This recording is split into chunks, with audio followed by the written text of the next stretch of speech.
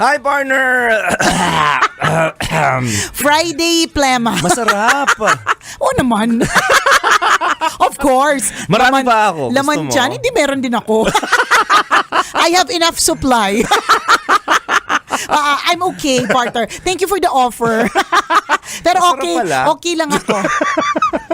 Minsan nga iniinuman ko ng tubig.